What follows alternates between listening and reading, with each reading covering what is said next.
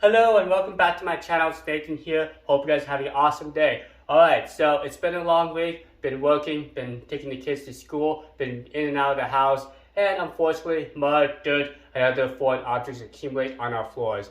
Maybe it's time to get a robotic vacuum cleaner, and back in the days where they just randomly bounced around, not sure where they're going, but now we have these smart robotic vacuums with LiDAR navigation. So this particular model is called the Rozi R7. Has a self-emptying system which holds about 1 to 3 months worth of dirt of the robot's dustbin. Now, this particular model has probably one of the longest run times according to the manufacturer, up to 260 minutes of runtime. That's longer than EagleVax, which is crazy long. That's like over 4 hours. Now, keep in mind, this particular model does have a mop-only mode, so to achieve that long runtime, it actually shuts off the vacuum cleaner. Now, with the vacuum motor on, I recommend using a carpet boost sensor. What that is as it detects carpet, it will boost up its suction to help agitate the fibers and get the most out of the cleaning. Now, for hardwood floors, you don't really need that, so I just usually leave it on a medium power suction. Even with all that, I can still achieve about 2 to 2.5 hours with the R7.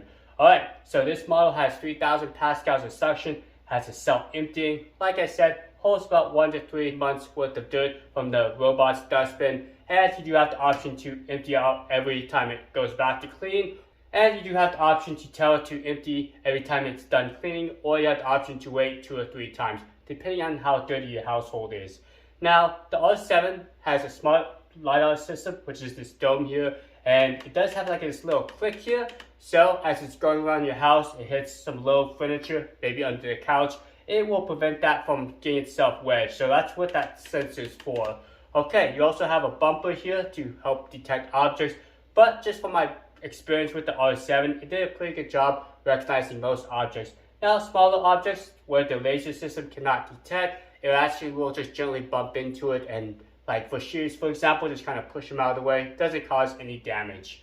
Okay, so this particular model has a single side brush, and it did a pretty good job. I noticed it slowed down as it's going around like the edges, it would speed up, so it doesn't really scatter the debris around like I've tested on other models. Now, the R7 can mop, and one unique feature is it has a mop only mode, so if you don't want it to vacuum up liquids, you can shut off the vacuum mode, which is a really handy feature. A lot of these robot vacuums cannot do that. You also get a bunch of disposable mopping pads, and you get some washable mopping pads as well. Okay, so after you're done vacuuming your house, grab your mopping pad. You can either use a disposable or washable one. Pull out the 2-in-1 dust tank. 2-in-1 dust compartment with water tank has been removed.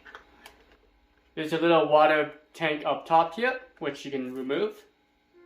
And just fill with warm or cold water.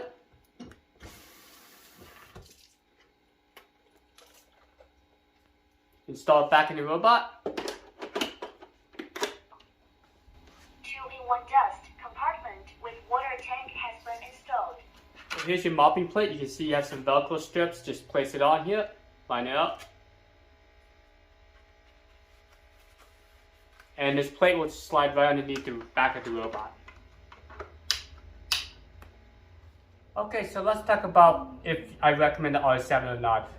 Just done my personal testings, I think the R7 is a pretty good robot vacuum. It actually stood out from the other ones I tested. One thing I noticed is how powerful the self-emptying system is. I have tested ones that were a lot less powerful and they weren't really able to empty out larger dirt and debris. But this guy was powerful enough that it had no problems sucking up almonds and larger debris.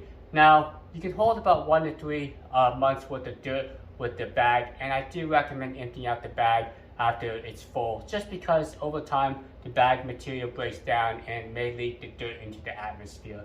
Okay, the navigation itself was really good. Haven't had any issues with the map, and if you do happen to run into an issue with the map, there is a restore function, and yes, you can save up to 3 maps, so it should be an issue with the mapping process. Also, despite not having an optical sensor to detect obstacles or a camera sensor, the robot vacuum did a pretty good job avoiding most obstacles, and the obstacles it didn't avoid just kind of gently pushed up against them.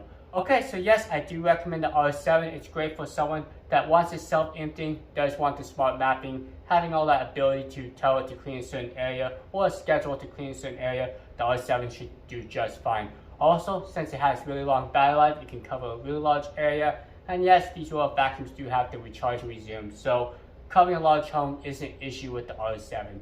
So thank you so much for watching. You guys have a great rest of your day. And if you're interested in the Rozi R7, I'll put a link down below, which I think there's a special coupon. So check out the link, check out the description, and see if the R7 is right for you. Alright, catch you later. Adios, be safe out there. See you later.